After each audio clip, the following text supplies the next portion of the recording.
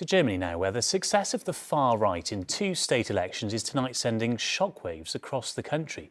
The Alternative for Germany party, or AfD, won a big victory in the eastern state of Thuringia, the far right's first win in the country's vital state elections since World War II. The party also came a close second in the neighbouring region of Saxony. In both states, a now disbanded section of the AfD was, in 2020, placed under surveillance for right-wing extremism.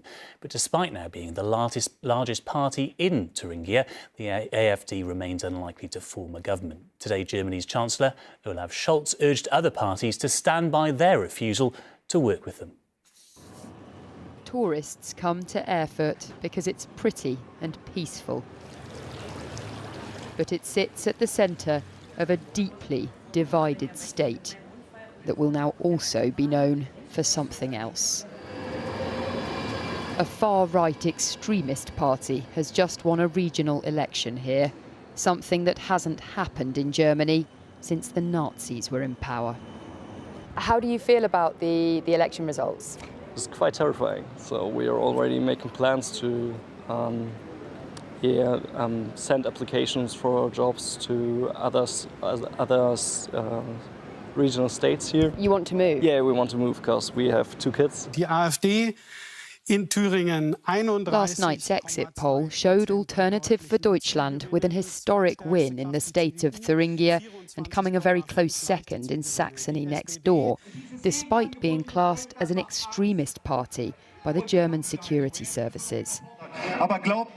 Its leader, Björn Höcke, has twice been convicted in court of using a Nazi slogan. And plenty here want people to know that his victory is not in their name. The AfD is trying to claim that they are representing Thüringen, but they are not. The vast majority of people here are standing against the AfD. They're standing together. They're standing for solidarity, for human rights. And so the AfD hasn't won an outright majority. And with all other parties refusing to work with them, it's unlikely they'll be able to take power. The voters in Thuringia and Saxony have given us a very clear mandate to govern, said the party's co-leader. And we would like to urgently warn against ignoring this mandate.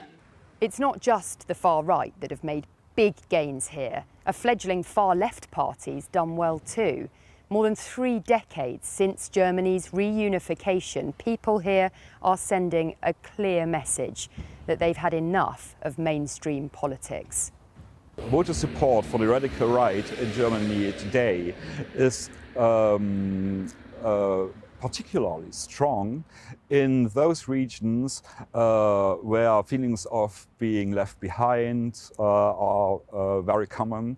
The levels of trust in institutions in Germany and East Germany are on a historical low.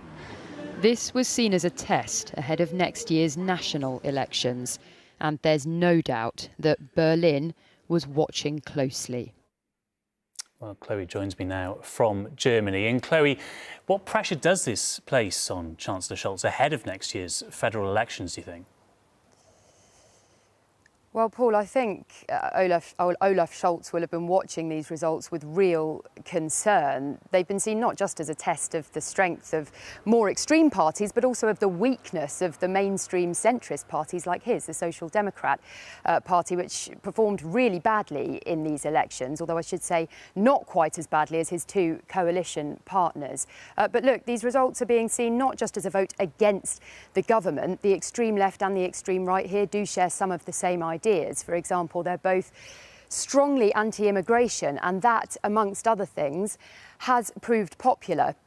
For all that, we've spent a whole afternoon here and haven't managed to get anybody to go on camera to talk about their support for Alternative for Deutschland.